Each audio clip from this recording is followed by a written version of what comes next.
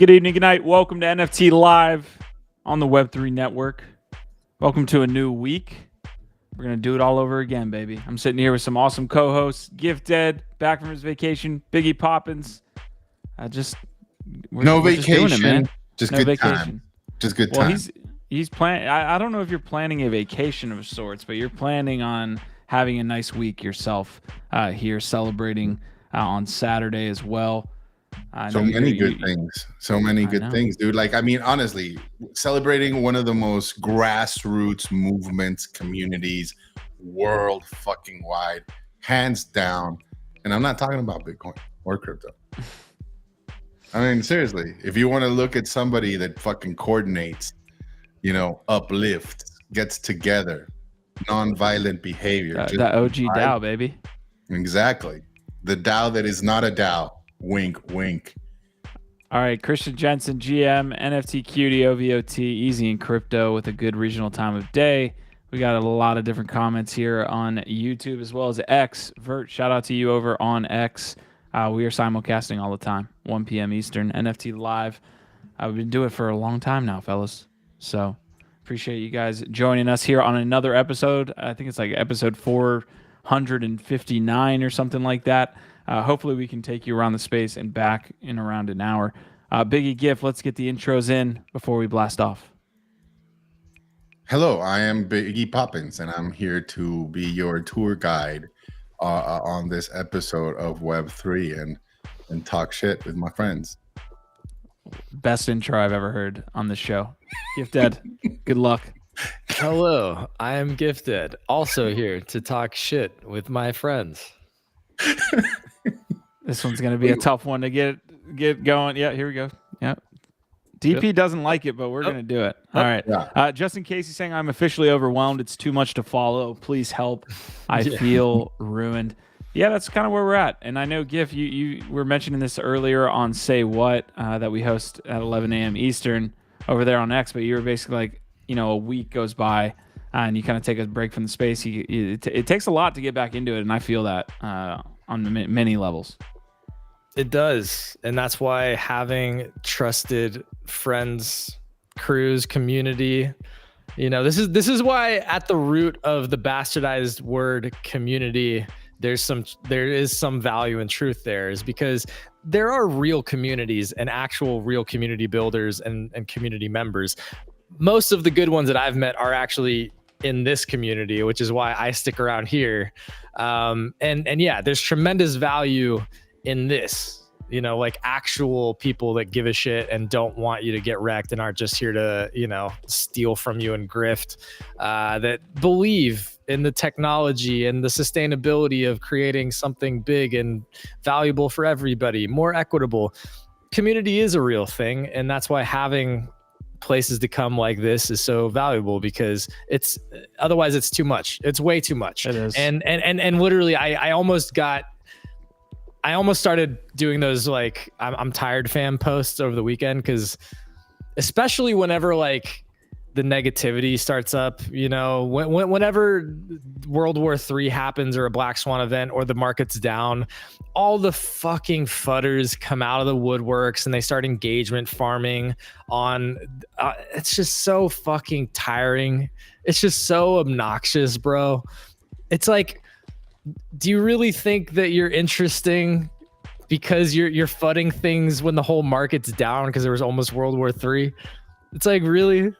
Like, how do you do it, man? It's fucking brilliant to be negative when the whole market's down. Like, you're so fucking insightful. Hey, dude, like, I feel like when you're a teenager, right? Like, you're a little bit younger, you don't know better. Like, I understand sometimes you feel some type of way, and like raging and complaining with your friends and getting out of it is like an outlet, right?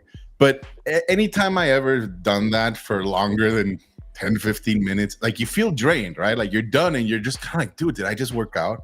Like, what the fuck? I feel down. I feel like a little crappy. There's better outlets, folks. That's all I'm saying. There's a lot of good things. You could do some jujitsu. That's my outlet. You could do weightlifting like GIF, or you could go shoot shit like Nifty Q, and you're also procuring food. So, there are many ways to get out of your headspace, to, not deal with that stuff. But it's kind of crazy when like a ring of fucking complainers get together, like I don't know, the vibes can be like yucky. Speaking of vibes, like Marty, I don't want to do it today, sir. I don't know. I just really don't. Like if that's going to be the case, like we can just come back tomorrow. I'm completely fine with that, and I'm sure you are too. Because we're here for the long term, man, marathon. And to be honest, like, dude, it is. So like GIF taking a break, stepping away for a little bit. Is not necessarily a bad thing. I do have, some market stuff to look at from the macro side. We did have, quote unquote, World War III about to start up. Again, stuff like this feels a little bit overblown. When you have I don't want to turn this into like political or kind of like a war podcast, but when you have a country basically signal that, hey, we're sending the drones over your way. It's not necessarily World War III. That is not how it works a lot of the times. But yeah, the crypto market took a big old dump here over the weekend. We did see a little bit of recovery. I don't know if I'd call it a reversal quite yet, but you can see. Let's look at 7 days. Yeah, right about here, April 13th. There's the Iran-Israel conflict. Right at April 13th, about 3 p.m. Yeah, we saw a massive dump. So it was on Friday. It was Friday the 13th. Yep, Friday the 13th. We went from 67 to 62 in a matter of 3 hours. We probably dumped even farther than that in about 30 minutes. The rest of the market doing the exact same. So we're gonna have Ethereum and Solana especially was hit hard. A lot of like larger. I would call them larger alts is probably the right way to do it. But you can see here, Uniswap hit pretty heavily. Solana was one of the ones that got hit relatively hard. Say got caught up in it. It looks like Flow got caught up in it as well. Axie Infinity down 33% here in the last 7 days. Let's see. Is there a Ronin piece? It looks like Ronin didn't do too bad. And the top performers in that time. Toncoin, which we've mentioned here, continuously growing their ecosystem, is actually up on the 7-day. What else do we have here? And if you saw their shitcoin, holy crap! Which shitcoin? I forget what it's called, but like their top shitcoin, it's like ballooned. It's like I think it's like at 100 and some mil right now. Was it Pixels? Is that no. I can find out. I'll tell you later. But yeah, it's their local shitcoin. Not dog. There's like one called Dog with Hood, and then there's another one. I forget to know which one it is. I can put it up if you'd like. Yeah, dude. Okay. Put it in the private chat. I'll get it shared off. I'm gonna check the top 200 as well to see some of the projects we have been kind of getting our hands involved in. So let's see. GIF pop in as well if you've got something, but I'm gonna share the top 200 here. Well, yeah, shout out DP. He's not letting me forget our bet that we made. Yeah, it's not looking too good on my side. Probably gonna be eating a jalapeno in the next week or so, live on air. So something to look forward to if you want to see Max Payne. Because I don't know. Who knows? Maybe things could slingshot up in the next couple of days, but I doubt it at this point. There's probably enough reasons for people to be very careful, and probably a lot of sideways for a while. Maybe some more dips. I think what you're implying is that this drama is going to continue on for a little while. The discussion about World War III, and that's going to affect the markets. Not to mention that today is tax day. And that also probably affects the market somewhat. It's April 15th. And the only thing I would say, if you are feeling kind of down in the dumps and you feel like World War III is about to start, I'd encourage you to go look at a pretty smart dude called Peter Sahan. I don't always agree with all of his takes, but he's got a couple of good ones. And in this particular, his Bitcoin takes have totally turned me off to him. Like it's so. I know that's not his lane. I get it, but man, dude, I love Peter Sahan. I read all of his books. I love his takes. Like even though they're kind of the same speech each time, and he doesn't really get variable with it. I love Peter Sahan, and he totally turned me off. But go ahead. In this particular case, it's a pretty short clip. I follow his YouTube channel, so every now and then, if the subject matter is something I like to see, because he gives you a good, quick, broad stroke like of his read on it. And yeah, I remember. I mean, I'm sure all of us could recall when the whole Ukraine-Russia thing happened, and I'm sure back then we had all kinds of wild things that never came to pass. And I think it's important to just kind of like have a baseline understanding of what is actually capable of happening over there and what is a little bit just overblown fucking fear mongering out there, right? And I think he did a good job of addressing it. Again, I agree with you. I don't always love his takes. I also think he's just, I don't know. I won't get into it, but yeah, I agree. A little arrogant. Yeah, I think it's probably the way to put it. Tad bit, but he is a smart dude, and every now and then, like I do appreciate some of his takes. So. Yeah, so I showed off a little bit of the underperformers and the top performers in like the 200 to 300 range. You can see Pups is up actually on the week pretty nicely here, 138%, but also one of the largest losers here on the last 24 hours. So I mean that happens if you get 100 200% run up, you're likely gonna be a little bit volatile on the 24-hour chart. So. Yeah, we see some pullbacks there. The biggest losers, again, the meme coins are all over the place because Book of Meme is actually one of the top losers, down 40% in the last week. So yeah, they're all over the place. Market kind of getting shaken up again by the news that Iran had sent drones to Israel in specific targets. My understanding is that they telegraphed that and it wasn't meant to escalate things, which is interesting. Again, we're not going to get too deep into it, but I think the initial fears was that everybody saw they're sending drones and it felt like this was escalating with Iran getting involved. But now it seems like maybe they were just having to show some force as a response, but they meant it to be telegraphed so it wouldn't really escalate. So that's what I kind of understand. Now. Doesn't it feel like the world is kind of, it's just about posturing. It's like, I can do this. I can do this. Careful. I can. And also it feels like so many of the governments and powers that be understand that they actually do better by just maintaining and like spending more money on their military industrial complexes. Proxy wars that we're in for the military industrial complex. I think that's the main argument right there, right? It's like nobody is interested in actually doing like crazy people like fucking Putin, but you know, like most people would much, and it's very unfortunate that they've picked Syria and Israel and all these areas to have that proxy war, right? Yeah. But you know, it's in nobody's interest there to Palestine completely obliterate, right? Which is nasty. I don't know which I hate worse. It's still war, but yeah. Yeah, I mean, look, on the other side of it, you've got Hong Kong approving Ethereum ETFs with Bitcoin ETFs, which is positive. And you know, there's still so many positive things. I don't think anything is going to stop the bull run necessarily, but will we see another Bitcoin all-time high before the halving? It's not looking good. And frankly, I think it's fucked up that DP literally had to coordinate not only with Gary Gensler, but with the Iranian regime too. We see like DP. Really. We see what you're doing. Going a long way. DP went a long way to stop the upward momentum of Bitcoin to make sure that we didn't see another all-time high before the halving. Will do for their bags. I'm impressed. To not eat a jalapeno. I'm frankly impressed about what DP's been able to pull off here too. I didn't think he had it in him. All right, a breaking announcement here from Dot Swoosh that we'll get into in just a second. This is not financial advice. We're not financial advisors. We're just talking about cool shit on the internet. DYOR.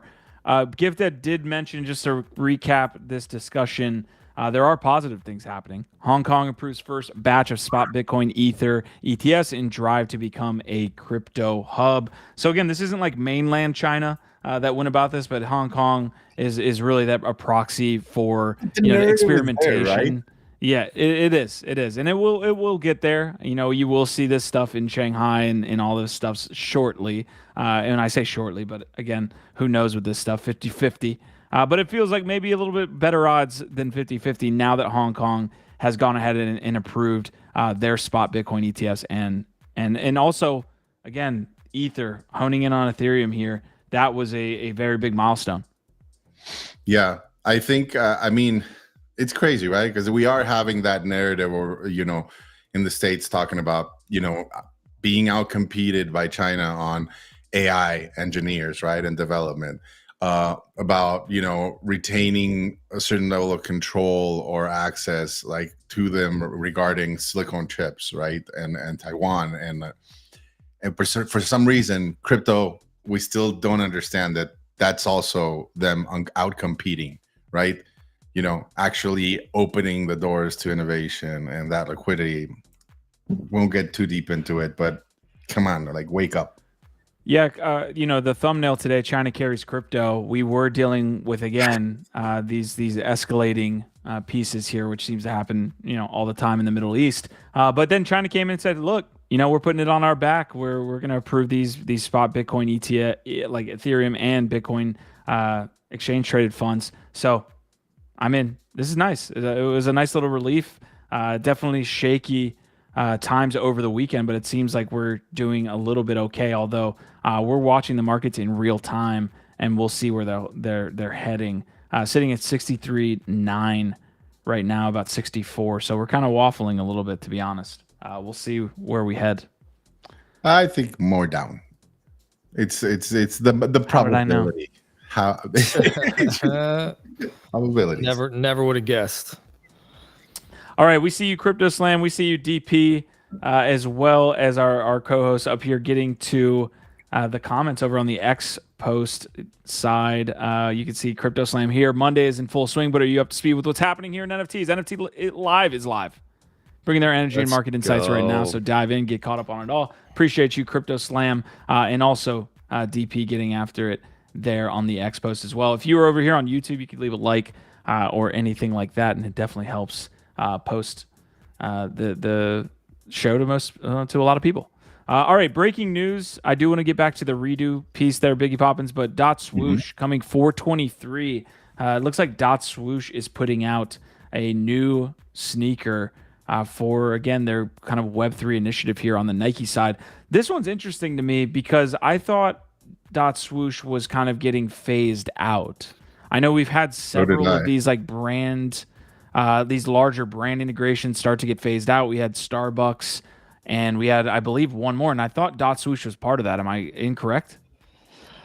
I think it's all kind of confusing and convoluted right now. Like what parts are going away, what parts are staying. I think Dot Swoosh as a sub brand of Nike seems like they probably want to keep it, because it's like a more tech focused, gamer Web3 native sub brand that allows them to sort of collaborate outside of sports into different types of culture. So I wouldn't be surprised if they continue to want to build Dot Swoosh as its own sub brand.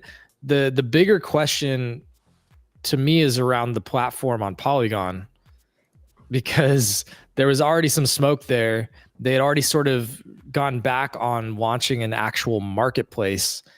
Again, they never even went live with the ability to trade the Our Force One's OF1 NFTs that they minted there. And they started to say like, oh, some other third party is going to be able to pick it up at some point. I don't know that we've seen any communication in months on what's going on with any of that. And we know Starbucks Odyssey is closing up their Polygon operations. Again, doesn't necessarily mean that Starbucks is out of Web3. Might just mean that they feel like, hey, you paid us however many $1 million grant. We tried it out here, not working. So we're now going to rethink our approach and go with something else. We just got word Valeria is leaving Polygon. Avagachi's leaving Polygon. So to me, it's like the bigger question mark around Dot Swoosh is what happens with their NFTs with the Dot Swoosh platform. It doesn't seem to me like they're trying to destroy the brand of Dot Swoosh and what that enables them to do, which again is launch a more tech focused, interesting line. These are like 404 error inspired sneakers, which is cool. But yeah, I don't know, man. Like there's still a lot of question marks. Yeah, I was trying to actually find that Valeria Games announcement. We didn't get, I believe, an official one, at least on the X side from them. But again, here's the 423 collection that is going to be dropping from Dot Swoosh. So really cool to see. I mean, again, like we've been dealing with some remnants of the bear market. Who knows how long in advance the companies had decided to pull the plug, but things like Starbucks and a couple of these others have gone ahead and said, "Hey, you know, we tried this, and it's not for us, at least right now." So, Dot Swoosh moving forward with that. Biggie, give me a take here on the Redo Ton token. So is this the top meme coin on the Ton blockchain at current? Yeah, pace, it's or one what? of the top meme coins over there. And again, yeah, we were talking about it last week, right? Like why, like that maybe like Ton is, I mean, doing a play on Ton right now as a top 10 market cap coin is not worth, or I don't know, like the risk reward is It's not fantastic, right? But you know, we've seen how many of these like homegrown like meme coins can totally outperform the native token, right? The underlying token of each platform, and Telegram being the size that it is. I think they were saying yesterday it was like 600 million users. Now, let's be nice and say that most of them have at least 2 wallets. So bring it down to 300. Hell, bring it around to 200 million. That is still a substantial amount of users, man.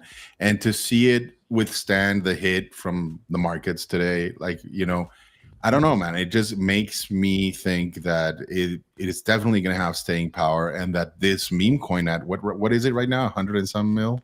100 million FTV. Yeah. So it's kind of doubled since I first did my toad in the water. I mean, and if you look at all the other homegrown like meme coins on these massive platforms with lots of users, $1 billion, you know, meme token is not outside the realm of possibility. So yeah, I like I said, NFA DYOR fam, I bridge a very small amount of funds I'm totally fine, willing to lose. You know, took a punt on this one, but I think there's more to come. And so more than anything, I just kind of wanted to start getting acquainted with it and see what's possible and what's there. If you want to try doing something, there is a great wallet that you can put on your phone and on your extensions. It's called Ton Keeper. And then from there, it's pretty simple to send funds. I used Simple Swap to bridge over some funds over to the wallet. And does the wallet have integration into the app? Into this app? Yeah. Like so the issue here is that if you're in the United States, you're not going to be able to set up a wallet on your Telegram. So you want to use Ton Keeper. But say you leave the US and you travel, like you have your seed phrase, you're able to restore it on the Ton app, right? But for the time being, if you're just playing the tokens or whatever, you can use Ton Keeper, and it's all good. It's all gravy, baby. All right, I'm going to attempt to pull up some of these Ton tokens here over on Dex Screener. This, again, is kind of a look at that ecosystem. Looking at let's look at FTV, see what we're looking at. So DFinder Capital, 303 million. Jet Ton, Gram, Skeleton. Resistant Dog is the one that you're bringing up now, so Redo. We've got some others here. You can see with varying success on the 24-hour. Looks like there's an Andy on Ton, up 400%. Here we go, baby. Run it back. Taking over the world, man. Andy's everywhere. Yep.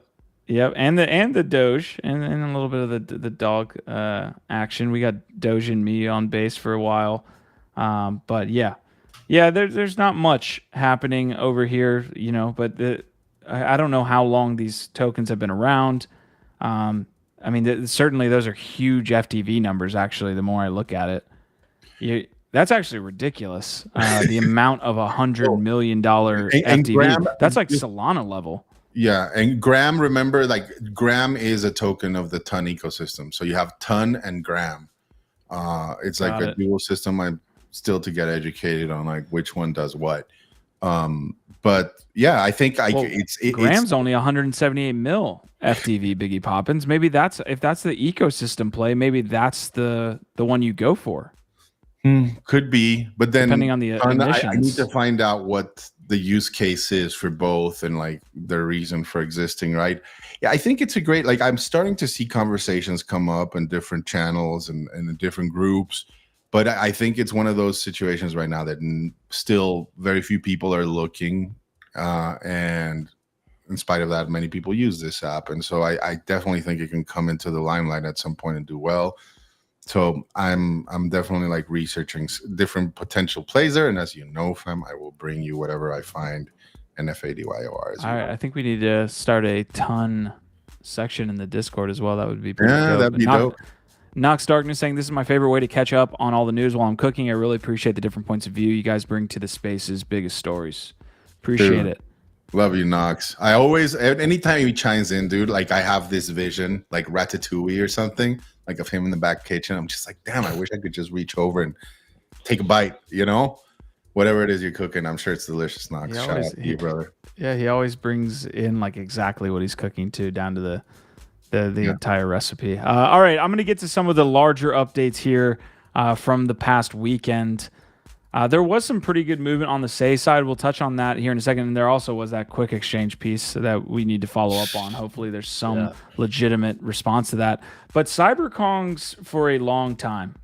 All right. So for a long time, we were covering the CyberKongs kind of, what's the word that I can use for it? Like the apathy around the collection, right? Like even amongst other Ethereum projects, CyberKongs would release things and it just never hit. We saw the banana token go up and then go down, and the whole kind of community has been really strong in support, but it just felt like it never could capture the zeitgeist. I've used the Doodles reference a little bit here and there, and I think that there is maybe not a one-of-one reference, but they definitely rhyme in the sense that Doodles was putting out a lot of activations that just never hit. You'd see it be in the news for a month, maybe a week. Maybe the larger ones lasted 2, all this stuff, but then it never did. And now CyberKongs has completely flipped the switch. They caught Genkai early, or that Genkai, they caught Ronin early. Yeah. With the Genkai collection, they caught now the runes meta here. They're tying in their banana token to this as well. So 2 solid moves, right? Genkai moving to Ronin, and just access to that ecosystem. And now they're moving not reactively, it feels like, into runes, right? The timing around this stuff is super important. So it doesn't feel like a reactive movement here. So I don't know the exact details here on what's being released, because this actually, oh wow, they put out this announcement 3 days ago. Prometheans are the highest entity in the CyberKongs universe. So they're already within the canon saying this is above OG Kongs. That's interesting. The artwork for Prometheans is steeped in layers of meaning, blending sacred geometry. That's an interesting move, because if I was an OG CyberKongs, I'd be like, wait, what? Like, hold up, wait, what? And maybe it's just that they're trying to, obviously market the new project as being super cool and important, but also maybe it's just the way that they think about organizing Bitcoin within their larger value structure, the sort of hierarchy. Maybe they're just putting, Bitcoin at the top of everything, and they just say because it's the OG chain is it. The one thing that I wanted to mention with this was, Huda very early brought in honey badgers as something to look at, and then I started talking about it. I picked up a couple, so we've been talking about honey badgers now on the network for a while, and they started to run off of the news that they are one of the like OG Ordinals collections that's getting, I think, 1,000 spots or something. So pretty substantial allocation for honey badgers in this Prometheans collection, it looks like. The badgers. Welcome to Prometheans, honey badgers. In terms of being OG, you epitomize it. The Kong see you. Also, this post here, Prometheans symbolize a higher power only obtainable through journeying. The profound journey of Ordinals to now runes, along with the CyberKongs lore, has brought us to Prometheans. We are excited to have you with us on this journey. I will say, man, like I really want a CyberKongs now. I don't know, something in the water and the Kool-Aid. I've been hanging out, as you know, like doing a couple of spaces with Huda and Henry and a couple of other Kongs. Really really cool community, man. I don't know, man. Like, it's one of those things, like, we're obviously in the bull. It's not the time to be chasing stuff or anything, but come to bear, that is a community and collection I am so zeroed in on that I'm like, it's top of my list. Like, pick up a Kong somehow, and just really, like, honestly, like, camaraderie at its finest. Hats off to you people. It couldn't, all the flowers. Biggie, I agree with you. Like, it couldn't have happened to a better community. Like, honestly, the community, the leaders that are actually, you know, leading the project. I'm interested in this one piece, and CyberKongs are kind of, you know, leaning into it, obviously, with this pre-runes piece. They've done it with Ronin as well, by the way, with Genkai. Gif, we talk about interoperability all the time, and it feels like we might be getting to this point where people feel comfortable enough on multiple chains where you can actually do raises on multiple chains and actually capitalize on the meta that's forming there, right? Like, you can actually say, you know, I'm not going to do another secondary collection on ETH and like it doesn't hit because of all the things that ETH's tied to. It feels like we might be in this era now where people feel comfortable, like, yeah, go raise another 100K on Bitcoin Ordinals or something like that. Yeah, and there's a good and a bad side to that, right? Yeah, what comes after?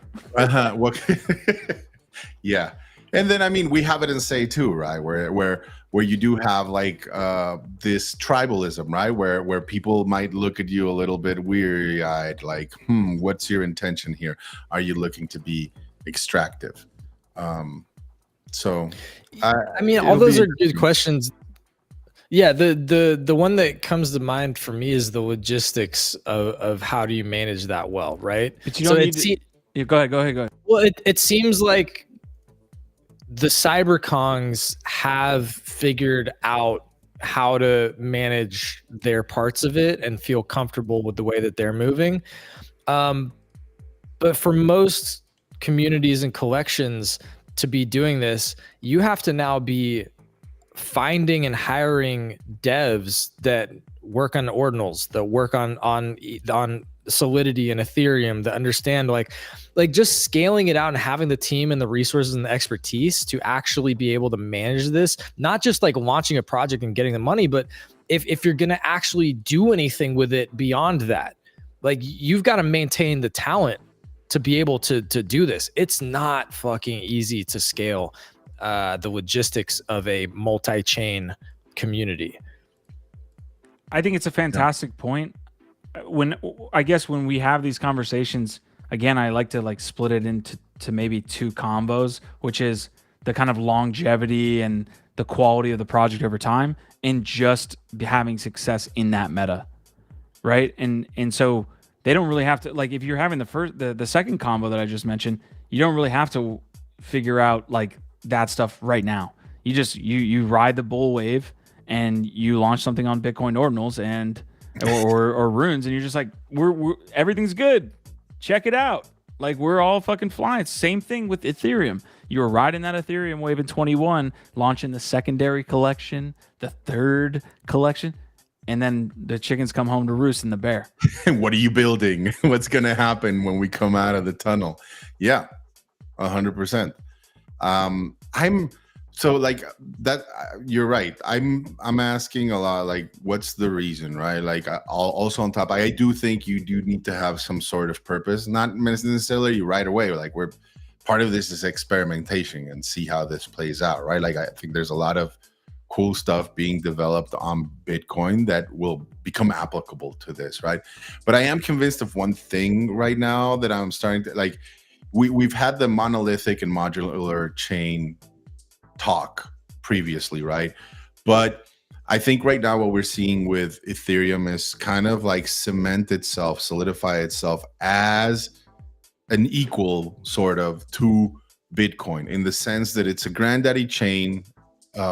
It's not very useful for many things, but as a security layer, it's fucking outstanding. And you have a lot of the initial birthplace of NFTs and a lot of these smart contract developments that have gone out and experimented in other places with that ethos, with that initial like experience on Ethereum. And I think with Eigenlayer, we're going to see that a lot, right? Like Ethereum cement itself as like something that's not going away, the way many people feel about Bitcoin, right? But what that leaves me with also is like, all right, like there's a purpose to these like rock solid, long-standing chains, right? And like a pretty solid one is like Ordinals, right? Like especially for like fine art. I don't know. I feel like there's no better place, right? And still, the jury is out. We'll see if there's some stuff Teleburn there over or not. But when it comes to, and I'm sorry for the word, utility, and like what can you do with some of these smart contracts, right? Like staking, restaking, sending across chains, and like switching different gear or what have you, evolving your NFT, maybe making it more dynamic, stuff like that. I do think you will see that innovation go to the high performance blockchains or the L2s. That's what you're seeing right now, right? And so when we're talking about this, like I do feel like there's like two very clear and distinct use cases for these two types of blockchains, right? Like these old Lindy hardcore security layer blockchains, and then you have a purpose or a reason for being for the basis of the world, right? I was listening to a great podcast this morning with Jesse Pollack talking about the things that has him very bullish about base, right? And one of the things that I like that he mentioned, he didn't say near, but he definitely did talk about chain abstraction, right? That moment when you don't have to switch networks, when you don't have to have the talk with people also. Like he's obviously coming at it from his wallet perspective, right? Where like, we all have that talk with our friends when we're onboarding into crypto, right? Where like, if you lose your seed phrase, you lose everything. And that should not be the case. That's not going to help us onboard 1 million people. That's Jesse Pollack's words, not mine. But we're on that road right now, right? Mm-hmm. And I think like we're finding out what the different applications to these different networks or ecosystems are. I hope by the end of this bull run, we have a more definitive answer, of how we can mentally approach these things and be like, okay, this is a great place for this chain. This thing is great for that. It's such a interesting place we find ourselves in right now.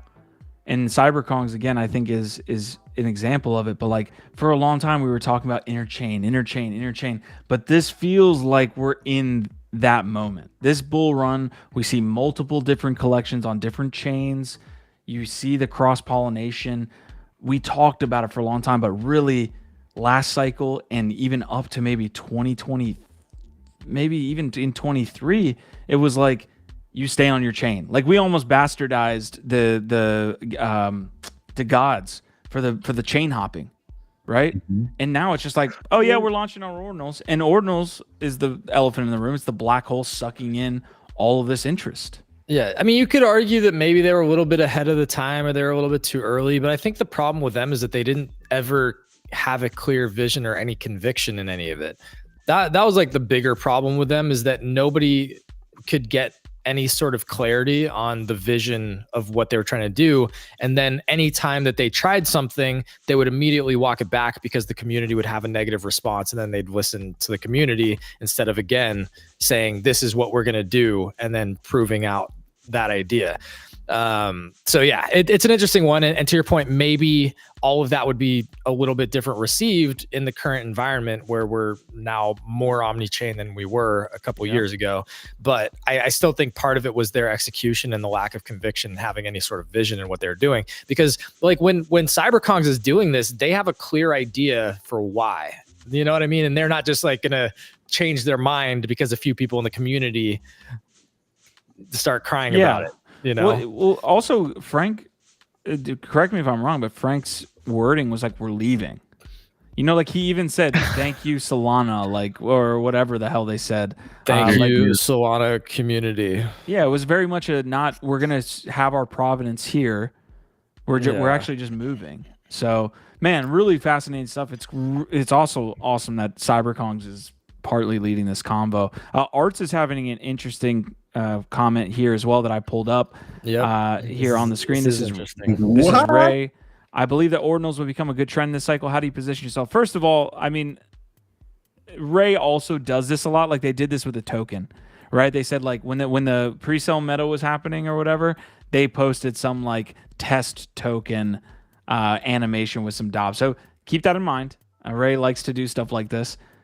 I also think the DAOs are really heavily entrenched in Say, so this would not be a move to Saiyans. Yeah, exactly. Saiyans have done something with it, you know. I think it's really like, especially with Bitcoin, it's like it's less contentious, I'd say, right? Yes. Than saying I'm going to Solana or I'm moving to Monad, That's motherfuckers. Really like that one is like, okay, you're kind of snubbing our tech or our community, right? But when it comes to Bitcoin, it's acceptable. Why? Because I feel like, again, like whatever you put over there is automatically not looked upon as being very tech heavy, right? Like it's art, it's a collectible, it's going to be a runestone or something. That might change in the very near future, right? Like with OpCat and L2s and all these things coming, you might see actual utility and like smart contract stuff being developed and deployed on Bitcoin, which is really exciting. But I think like when you go to any community, you say, hey, we're going to do something on Ordinals or something, like all of them are like, fuck, cool, man. It's killing it over there. I'm going to own a runestone or something. Awesome. And again, good times right now, right? If it goes south, then we find out. Yeah, that's fair. We have two updates from Watcher Guru that I want to bring into the convo here. First of all, let's look at the Coinbase Bitcoin halving commercial. We love our trailers here on NFT Live. Let's take a look. Less. Over time, your money gets you less. Does Bitcoin? Well, in 2012, one Bitcoin bought you this much pizza. In 2016, this much pizza. In 2020, this much pizza. And in 2024, well, you get the gist. Roughly every 4 years, the future supply of Bitcoin is reduced. So historically, you get more, not less.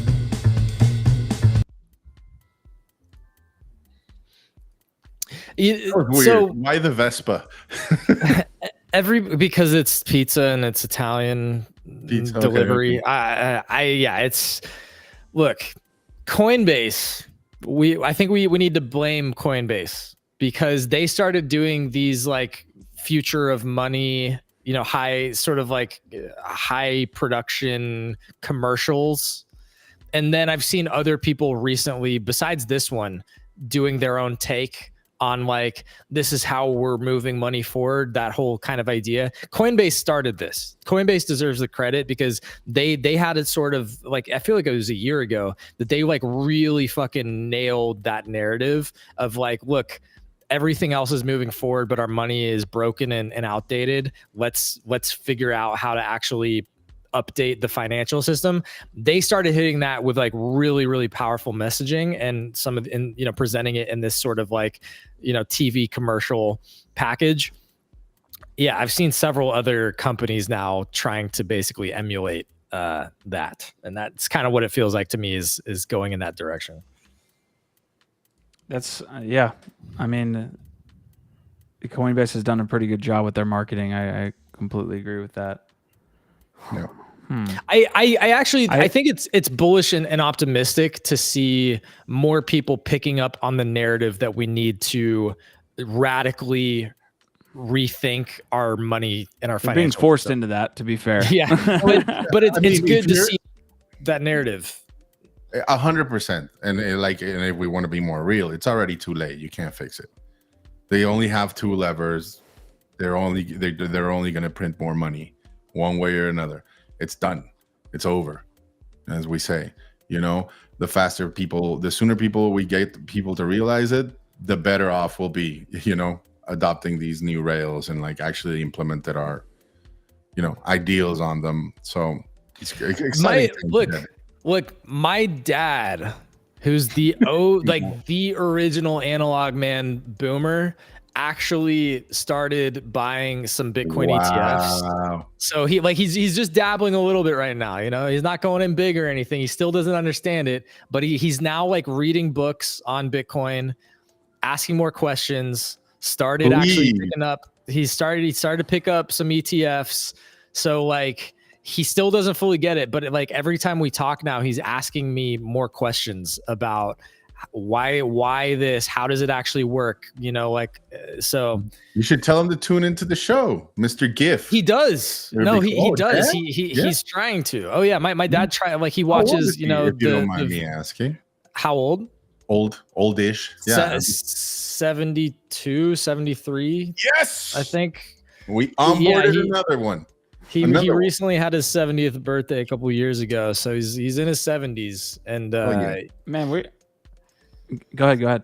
No, that's it. I mean, look, it's like this shit takes time, but it's happening, and it's exciting because I've been chirping in my dad's ear about ETH and BTC for literally fucking 3 or 4 years at this point. All right, guys. First of all, welcome, Father Giff. if you're out there, Mr. Papa G. Yeah, Charlie, Papa G. Charlie, Mr. Charlie. All right, guys, I gotta fly through the rest of this stuff. It does feel like we're having a very interchangey episode here. This is from the Say side, but Kamigami, which we've mentioned a couple times, 555 Soul wallets. You've got less than 24 hours. Good luck. That was 8 hours ago, so I need to dive a little bit deeper on this front, but yeah, I think Biggie, me and you both own Kamigami NFTs. It might make sense just from the collector side to figure out what's going on here. For sure. Oh shit, there's 358 posts on this. Actually, that was but it's 8 hours ago. So look, I'm not running. Like, you best be holding my spot, Kamigami. Give me my money. If not, that's what I was gonna say. It's gonna be hilarious if we go there. It's like, oh well, you needed to fill out this form and do this or that, like honestly. Dude, this quick exchange thing is trash, bro. I don't even want to. I want to comment it on it tomorrow. Like, I want to get to the bottom of this shit tomorrow. Like, basically, quick exchange took the Blur model. Although I think Marty was mentioning that it's more on the recur side with the NFT custody, but the Quick Exchange was an NFT marketplace that you could give custody of your NFTs to make it like easier to swap in and out. Basically, of course, you're losing. Well, you didn't have a choice if you were buying or selling there. I don't think you had a choice. That's but that's just the way that it worked. Yeah. No, but you had to transfer it out to get it out, and they literally just fucking disappeared with a bunch of NFTs and. Yeah. The UI is not accessible, but so I want to follow up with that tomorrow. I have pinged the team, not the Quick Exchange team. I have no idea where they are, but we didn't even know if they still had their Discord up. So I went straight to the Say team, and I'm interested in how they will address it here. So we'll see. All right, couple brief stories. We are going to keep it kind of quick today, and our kind of quick is an hour for you guys. So Yatsu sweeping 11 BAYCs. He also had a post that went along with it, but really the story of the day on the BAYC side is just how far they have gone. Right, like some people posting that there might have been a sale below 10 ETH. There was a thing. Yacht saying just added 10 amazing BAYCs, which in my opinion are a steal. Talking about the provenance and the team and all of that stuff. So he mentioned this. He also snuck in some mochas. Interesting. Nice work, Yacht. Always be shilling. The man knows how. Yes, he does. He swept some Mochaverse NFTs. But anyways, BAYCs, I don't think we have enough time in the episode to talk about BAYC's sub 10 ETH. But it's a wild fall. I think a lot of it, and I think even Yacht is mentioning the Blur piece in here, saying Blur.io has done a lot of damage to the NFT space. In my opinion, we all owe significant debt. I do think that Bored Apes in particular have been very, very hit by this and the amount that the farmers actually had to the community that was Diamond Handy. I think these guys have been hit. It's interesting, man. And I am curious, again, I don't know how much time you want to spend on it, but we've been covering and talking about the Blur situation since it basically started, and you started to see this sort of negative feedback loop and the floors all collapsing. And I've been on both sides of it, where it's like, I do believe that the negative feedback loops created harmed the floor prices and ETH NFTs, while I also understand and like I do think that Pac-Man is a talented builder. I think that he understands like markets in certain ways. I just think you could have gone about it in other ways and set other standards instead of attacking the problem the way that he did and sort of creating the specific incentive structures that created this. So it's like, I'm kind of ambivalent, where it's like, I can still see that he's a talented builder that can do things nobody else does and like see problems and go after them. But I also see the damage that like you can do if you set certain standards and don't protect certain ideas. Right. So I know it's a big combo, but I do think it's interesting to see someone like Yacht, who I know Q, you and a lot of other people hold in very high regard, taking a pretty clearly negative stance on Blur's impact on the space. And the other thing that I'll just throw into it is sort of like additional context that's interesting, I think, is I've watched now 2 interviews with Pac-Man. So he did the Bankless one, I think it was the first that I think Biggie brought in, and then he recently did another one with like Remint Reality. Remint Reality. It was excellent, really good. Yeah, but I will point out in that they tried to question him on this, and he doesn't really address it. He doesn't. Very I think both smart, times. Sir. But the only thing that he says to try and sort of defend it is he's just like, well, when I look at every other market, professionalization is where it goes. So like, that's pretty much all he says. He just says like, well, this is the way a lot of other things work. So I just say that's probably the way that it goes. And then it's like sort of wipes his hands of whatever. And it's true, but it's not. Yeah. Well, it's true, but also he could have done something else. Exactly. It's like, it takes people actually making choices to go in these directions. Like, you can't just say like, I had no agency over where this went. Yeah. I okay. So where I push back a little bit is like, I think the overall market forces that he's talking about are inescapable, right? Like that's where I've sat for a long time, but I will say that he could, and I love your point about like, okay, he could have maybe implemented something else. Like he could have easily stepped in and said, we're going to turn these knobs, turn this knob, and see if we can't slow this down or see if we can't figure something out. Like it was basically like threw it out in the wild.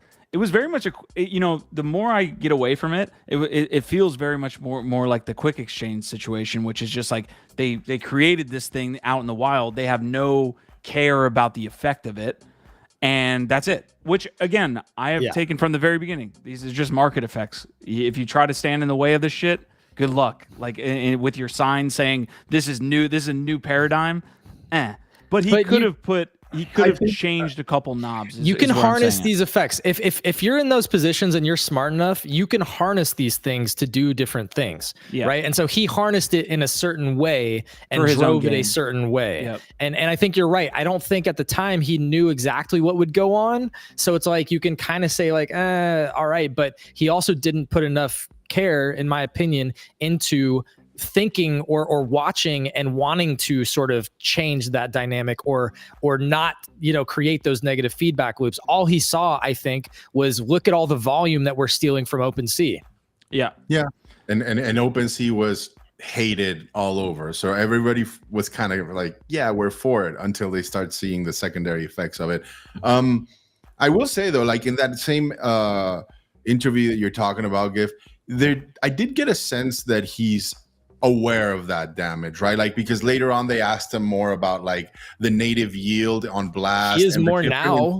And in the different incentive structures that he's like building out with points and gold and all those things. And so It'll be interesting to see. One thing, it didn't make me uneasy, but yeah, he's like, we have three. He mentioned, he's like, yeah, we have 2 or 3 different, tokenomic models that we think are gonna do really well, incentivizing certain behaviors. And I just got a shiver in my spine. I was like, please, may they work correctly and for good, right? But I think he is aware, and I'm hoping that this next iteration of incentives that we're all playing over on that yellow chain is a tad different and maybe more conscientious of like the ramifications that some of these things can have, right? Well, I think that would be my hope too, is that he takes some learnings and that he is a little bit more conscientious about this stuff this go around, which I think he probably is, because he's a super smart young guy who's just like out there experimenting at a super high level, like way higher than most people. He's able to accomplish and tackle these massive undertakings and tasks at speed and at scale. This is incredibly difficult. You have to break some things. I understand that, but I do hope that he does exactly what you're saying, which is pay a little bit more attention, put a little bit more care and thought into the types of feedback loops that are being spun up. And to your thing, like Biggie, one of the things that he was talking about is like how incentivizing liquidity is optimal to incentivizing volume. And he seemed to try and draw this very stark contrast between like, we don't want to incentivize volume. That's bad. That's how you get farming and wash trading and all this stuff. So we're trying to push everybody as much as we can in our ecosystem to incentivizing liquidity. But you look at Blur, and a lot of the incentive was around volume. And you know what I mean? So it's like, that's clearly something that he's differentiating now. And when you say that, it's great that you remind me of it, because you know what came to my mind when he said that is, he was like, volume can be gamed, it can be faked, but not liquidity. Total value is like, it's very difficult. And made me think of Barrett Chain a little bit, right? Because their model is very much proof of liquidity. That's the name of it, right? And so could be a dark horse competitor there. I don't know. I haven't dove that deep to see if they're gonna go about the native yield thing. Although that if it plays out properly, I can see many other chains starting to try to adopt this, especially now with Eigenlayer Live and all of these restaking things out in the wild. But yeah, man, let's see how it plays out, man. I still think like there's some really cool novel stuff. Like he mentions the Munchables, which is a disaster. I get it. Like they got rugged and what have you. But the model, the thinking of how that thing would work is very interesting, right? Like you stake your liquidity for a certain time, and afterwards you get the NFT, but you get your liquidity back too, which is, we've never seen like a minting mechanism like that. And that's exactly the stuff that I hope to see more of. Right. Yeah. Through this bull. This is sharing off a post here from Luca about what the fuck is going on with this image? So that is a Luca post potentially about Barachain. So there's a little bit of a hint there. Honey, yeah. My thing with the last thing I'll say about Blur is like, I don't know. It just can't be proven, right? On either side, people have their thoughts on Blur or whatever. I just wonder what it would have looked like had the farmers not stepped in and gotten rewarded with Blur at the same time the NFT market blew up. Like, I wonder what that would have looked like, because there's an alternate reality where Blur didn't exist and the cycle completely collapsed. There's nobody knows for sure what would have happened. It's unfortunate, but it's true. I think it's an amplifier though. I think that like it just sped up massively some of the things that were happening. But it's the exact, the argument is it did the exact opposite. It actually incentivized people to step in and get paid to actually buy these Bored Apes and rotate them all the way down to where they're at now. The argument is, if those didn't exist, it would have been a fall off of a cliff. That's the devil's advocate, but nobody. I mean, knows. you can't prove it. It's all what ifs and speculation. Here's the Luca post. Ooga booga. There's a pudgy penguin sitting in a vat of honey. People are saying this is a Barachain. It's an uncomfortable image because it looks like he's drinking piss, but I guess it's honey. That's where your mind goes, huh, Gif? That's, bruh, it's like, that's remove it from all context. Like it's a kind of a weird image. All right, Ordinals saying's claim is live on Magic Eden, so we're actually seeing, I believe, the first Say ecosystem project launching on Ordinals here actually have a claim. So good to see that. Also, I guess the last post I have, fellas, stepping. We're trailer maxis. Let's fucking do it.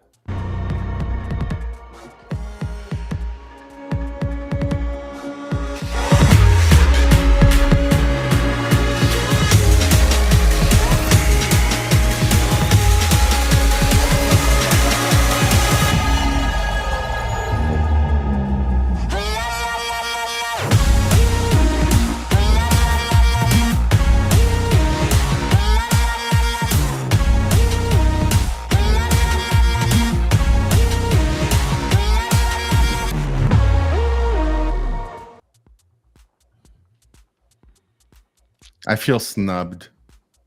Why? Because I don't run. It's a high impact sport. Just wear them. Run. Where's like you mean for you? Barefoot, like in workout tours or something? They look clean. Like I would rock that. I'm an Adidas fan though. Like some people don't like Adidas. I like Adidas. Yeah. I like Adidas. Did you know Adidas like is a hard fork? Like I did not know this but apparently Adidas and Puma was like founded by this like a pair of brothers. I don't know which one came first, but then they got in a spat, and then the other one went and founded Puma or something. Oh, Adidas, yeah. So it was like a hard fork, contentious fork. There's actually same thing with Nike. Nike had a whole another name. It was a Japanese company that started to supply them. I don't know if it initially came out as Nike or it was under this brand, like this Tiger-ish brand. I think it was Tigers. Mm-hmm. It was like I completely forgot. Someone in the audience would know. Onitsuta Tiger. Something like that. I like that brand too. Yeah. It's like very flat soled, so you're like close to the ground. There you go. Get grounded. All right, that's it for me for today. We went an hour and 1 minute, so this is an efficient episode here. Do we have any last things, you guys, that you want to touch on that I could pull up? How degen do you want to go here at the end? Not that degen. I want to close out the episode. All right. What do we got? I'm gonna shill. Just be quick about it. I mean, well, if you wanted to go to Duck Screener and pull up this coin that I'm watching and tell me what you think of the chart, it's a total shit coin coming out of the World War III meta. It's one of the ones that I'm in that I'm liking the way the chart's going right now. What's it called? Let me guess. Drone. Drone. It's on Solana. It has to be on Solana. OIL. If you just search OIL on Solana, it should be oil. The top one that comes up. It's because oil does well in wartime. That's the whole thing. Is this? There's a lot of oils. Is it the one that launched a day ago? Yeah, like a day or two ago. Yeah. It's just like a little pixelated barrel of oil. So the arc for Gifted here has been very, very interesting. So yeah, y'all tell me what you think about this. Not financial advice, but tell me what you think about this chart right here. How that looks to you. Ouch. Is this a proxy for every time there's an attack in the Middle East now?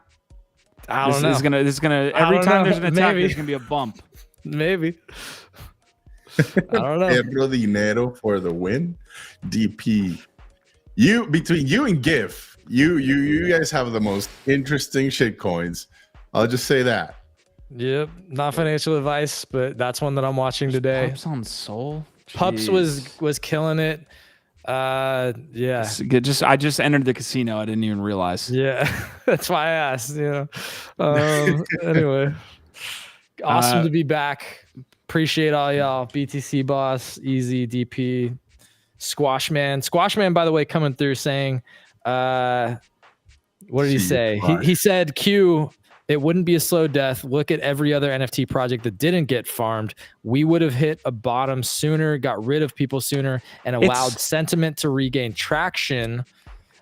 But incentivizing continued farming, that means anytime there's momentum, then farmers just dump into bids and starts all over. So I think long term, you're absolutely right. Right now, we're in a situation where it's like everyone's kind of Mexican standoffing each other like we do on Say during mints. And we're like, who's going to mint? Who's going to do this? And that's what's happening with the farmers. It's like there's no momentum because everyone's like, the farmers still have a fuck ton of it. So I do agree with that point that we would have gotten to the bottom sooner already and regained sentiment. Yeah. Yes. Yeah. I think long term you can say with pretty good certainty, or at least on your side, of saying it's bad because it just ends up with farmers and the sentiment can't get back to those levels. It's bad. It is. But I still think Yuga is one of those spearheading this movement. And I want to root for them, dude. I want to see them do well, man. And like for all you that have held Squash, man, Q, so many fucking awesome apes that I know, man, that have held through all this, dude. I hope they give you a fucking medal or some kind of like extra thing to like another airdrop. I just want to be able to say and be like when I see your PFPs and be like, that MFer held through all of that. You know, I think with Ape Chain, I recognize that from some of these communities. You know, like just a thing, just a thought. What's up with Ape Chain? Salute you. What's the ventures that is doing it? Horizon Labs is still putting out announcements about that everything's going. What's up with the Machi fund of $12 million? I want his dating app that he was developing. This is where, dude, with ApeCoin, I'm like, I'm just farming it. I don't give a flying fuck about. I give a flying fuck about the guys that are absolutely grinding their ass off in that community.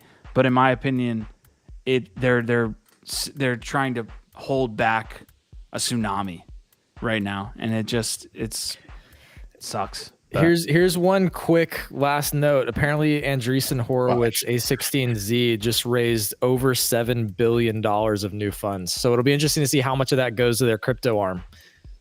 Yeah, I'll probably be a fuck ton. Their AI and crypto arms. Yep. All right, folks, we got to get out of here. This was an awesome episode. I'll say my goodbye now, and we'll go around the try box here. We will have Huda in tomorrow. DP's been coming in, more often, so we'll see if we get him tomorrow as well. He's definitely not missing the jalapeno action. We know that. Wow, that's true. Folks, we hit 510 of y'all today. I appreciate you guys tuning in over there on X and YouTube. Thank you guys for getting after it. Also, if you're here afterwards on both of those platforms, we don't forget you. We appreciate you. All of those comments. Did you say 500 or so? That's unique. Damn. Thank you, fellas. All right, awesome. Biggie Poppins, head us out. Squash, Easy, BTC Boss, DP, Knox. Love you, man. See you tomorrow. Next day. Have a great day, fellas. Peace out. Yeehaw. We'll be back tomorrow. Our vibe, our tribe.